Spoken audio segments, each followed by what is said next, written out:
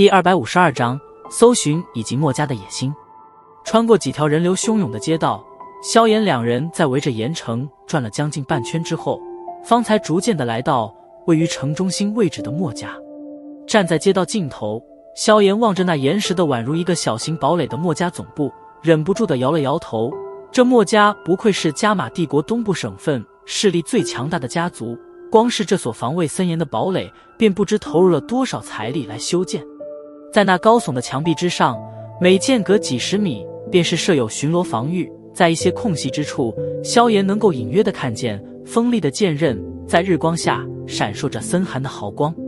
灵魂之力粗略地从堡垒上方扫过，萧炎察觉到在堡垒的上空至少布有10几道毫无死角的视线封锁，谁若是想要从天而进，恐怕那隐藏在暗处的无数剑枝会立马将来犯者射成刺猬。这防卫挺森严的呀，看来想要不惊动任何人的潜入进去还真有点麻烦啊。目光在堡垒中扫过，海波东略微有些惊异的道：的确有些麻烦。萧炎微微点了点头，或许是因为今日是墨城大寿的缘故，堡垒之中的防卫力量更是增加了好几倍。在这种近乎密不透风的守卫下，萧炎与海波东想要神不知鬼不觉地溜进去还真是有点难度。要不我去搞2张请帖吧。海波东皱眉道：哼，以我们这身打扮，一看就知道是来者不善，就算有请帖，别人在未搞清我们的身份之前也不会放我们进去的。萧炎笑着摇了摇头，目光停在墨家大门口处那极其热闹的庆贺人流上，片刻后转向一处的偏僻小道，对着海波东挥了挥手道：跟我来。两人行进小道，最后沿着墨家外围转了半圈，最后停留在了一处安静的地所。这里因为地带的偏僻，所以来往人流极少。堡垒墙壁上虽然也是有着巡逻守卫，不过相比起外面，这里的防御无疑是要薄弱了许多。站在一处葱郁的树荫下，萧炎抬着头，静静地望着城墙上的守卫交替循环。许久之后，脚尖猛然一踏地面，身形化为一道黑影，闪电般的飙射上堡垒墙上，手掌急速挥动，青色火焰从指尖爆射而出，迅速而准确地射中那几位因为巡逻交错而过的守卫。青莲地心火那炽热温度，让的几名守卫连惨叫都未发出，便是随着一声轻微闷响，化为了一蓬黑色灰烬。淡漠地瞟了一眼地面上的灰烬，萧炎袖袍轻挥，一股劲风涌出，将之清扫得干干净净。在萧炎将现场清理完毕后，海波东也是悄悄地闪掠了上来，两人对视了一眼，皆是迅速跃下堡垒墙壁，躲过那几乎没有丝毫间断的巡逻队伍，身形化为2道影子，穿梭在房屋的阴影之中。你打算怎么找？这墨家这么大，若说是没有一些密室的话，你恐怕也不会相信，这样挨着的找下去，得找到哪天？身体蜷缩在一处阴影中，海波东浑身的气息此刻都是被完全的收敛，在借助着黑袍的掩护，即使现在是大白天，可依然是将自己隐秘的极为完美。看啊，这熟练的模样，明显以前也曾经干过这种事情。他四顾望着周围那些密密麻麻的房屋，无奈的道：我曾经与青灵待过一段时间，所以对他的气息颇为熟悉。待会我会用灵魂力量扫描墨家，只要不是一些深处地下的位置，我应该能够探测到。萧炎沉吟道：灵魂力量虽然我也不弱，不过却比不得你们炼药师，所以这搜寻的事情只能交给你了。海波东道：帮我注意一下周围的情况便可。微微点了点头，萧炎眼眸微闭，要老的那股雄浑灵魂之力迅速破体而出，然后呈涟漪之状，对着四面八方急速蔓延开去。在灵魂之力蔓延而出后，一幕幕环境影像在萧炎的心中飞速闪过，不过却并未发现青灵的踪迹。随着灵魂之力扩散的范围越来越宽阔，萧炎的眉头却是皱得越来越深了起来。半晌后，没有丝毫成果的他只得将扩散的灵魂力量收拢而回，然后仔仔细细地扫描着周围的环境。由于需要精确的寻找，所以萧炎灵魂之力笼罩的范围却是缩减了下来，以至于他不得不随时地移动着身形，方才能够使得灵魂之力不断地扫描着另外的地方。搜寻在持续了将近半个小时后，萧炎终于是脸色阴沉地睁开了眼。没找到。瞧着萧炎的表情，海波东便是知道了答案，不过还是习惯性地询问了一声。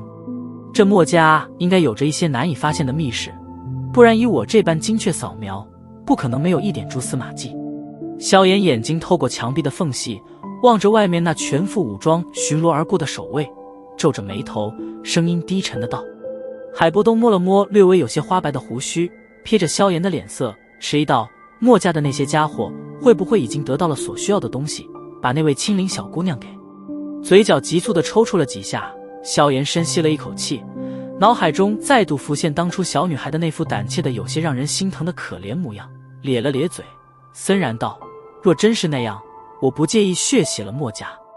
望着萧炎那满脸森冷的脸庞，海波东无奈地摇了摇头，只得保持着沉默，不再出言刺激。萧炎阴沉着脸斜靠着墙壁，不甘心的他再度启用药老的灵魂力，仔细地搜索了一圈，得到的却依然是那杳无音信的结果。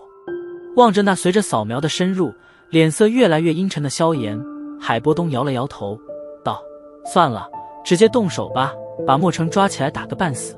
我想他应该会说。闻言，萧炎轻吐了一口气，袖袍中的拳头紧紧地握着，半晌后微微点了点头，阴冷的轻声道：也好，直接动手吧。语罢，萧炎袖袍轻挥，脚尖轻踏地面，身形便是犹如大鹏一般，轻巧地跃上了房屋之顶，目光在四周扫过，然后贴着房顶，对着堡垒中央位置那座最庞大的大殿闪掠而去。其后，海波东的身形犹如清风中的落叶一般，轻飘飘地紧跟在身后。将速度施展到极限，萧炎与海波东的身体几乎是化为了两道模糊的黑线，瞬息间便是闪掠过上百米的距离。而在那些房屋之下，巡逻的守卫则只能感觉到一股怪风忽然狂涌而来，待得他们警惕地抬起头时，却是连鬼影都未能发觉。光线略微昏暗的密室，几道人影坐立其中。莫林，事情准备得怎样了？守卫之上，一名头发花白、身着淡灰衣衫的老者低沉地开口道：大长老，已经确定了，那小女孩的确是拥有传说中碧蛇三花瞳了。一位中年男子恭声地回道：那就好。闻言，老者眼瞳一亮，一抹兴奋忍将不住地闪掠过脸庞，阴声笑道：没想到我墨家这次会如此好运，竟然能够遇见这种还未完全成熟的碧蛇三花瞳。大长老，那碧蛇三花瞳真的有传说中那般神奇？先前那位中年男子低声问道。嘿嘿，说不定还不止。你们没瞧见那小女孩护身的双头巨蛇吗？那可是一头斗灵级别的守护兽，若非是因为碧蛇三花瞳的缘故，你们以为凭他那连斗者都不是的实力，能够将之驱使？老者贪婪地笑道：只要我们能够取得那双眼睛，然后将之淬炼至成熟地步，这加玛帝国还有谁敢与我们抗衡？到时候即使是云韵，我也能与他相抗衡，又何须再依靠云岚宗？哼，若是能够省下每年给他们上缴的那些庞大供奉，我们墨家的发展速度恐怕远远不止于此。老者手掌重拍着桌面，满脸不甘的道。对于老者这愤怒的话语，其他几人也不敢插嘴，只得赶忙点着头。对了，石墨城那边派去的人有回报了吗？那墨铁佣兵团可是清除了干净，他们与那小女孩待在一起那么长的时间，说不定也发现了她眼睛的秘密，这种事情绝对不能传出去，所以他们必须死。似是想起了什么，老者忽然森然的道：还没有，不过以墨染他们的实力，想必快了。一人迟疑了一会，回道：传消息让他们搞快点，将那墨铁佣兵团清除后，最好是在神不知鬼不觉的把沙之佣兵团也尽数杀了，我们不能留下任何的遗漏。老者冷漠的道：是。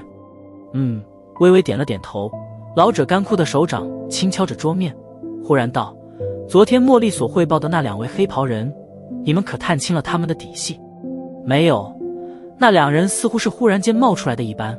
我们并没有他们的半点情报。先前那位中年人苦笑道：尽量派人注意一下他们，总觉得那两人有些不对劲，等今日庆贺完毕之后，便开始移植那小女孩的眼睛，我怕夜长梦多。